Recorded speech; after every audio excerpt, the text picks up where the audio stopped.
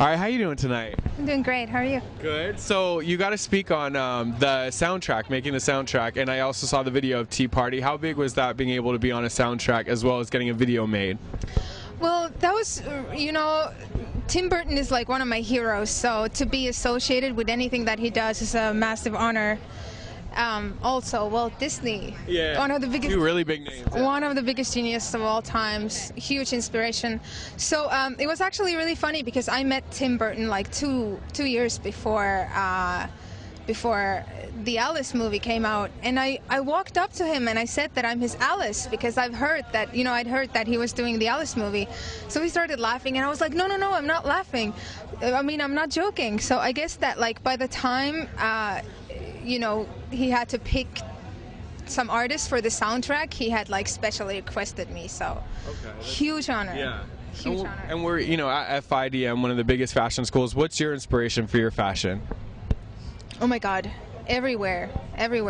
Most of my inspiration I actually get from paintings.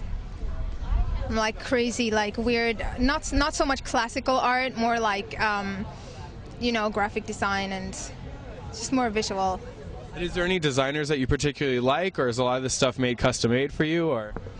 Well, you know, Alexander McQueen, rest in peace. Yeah. I just watched you know, this movie about Coco before Chanel. Yeah, Have you watched it? Yeah. My sister and my mom love that movie, so I saw it, yeah. I love it too. Just, you know, there are so many designers out there with just inspiring stories and like true. And I bet they're going through the same things that musicians are going through when they want to make the craziest, you know, couture and people only want to get the t-shirt with Chanel logo on it. Yeah. I bet it must hurt as much as like to do a shit pop song. Yeah. I know, because I feel like musicians somehow, you have to dumb down music. Do you ever feel like that? Because I know I've heard your stuff before and it's very eclectic and out there. Do you feel like sometimes you have to kind of dumb down to make sure it hits mainstream? You know what? It's either you dumb down or you get really good at what you do. And I've been trying to get really good at what I do. So I think, you know, my second album is coming out this fall. Yeah. I think that I've managed to get good at what I do, you know.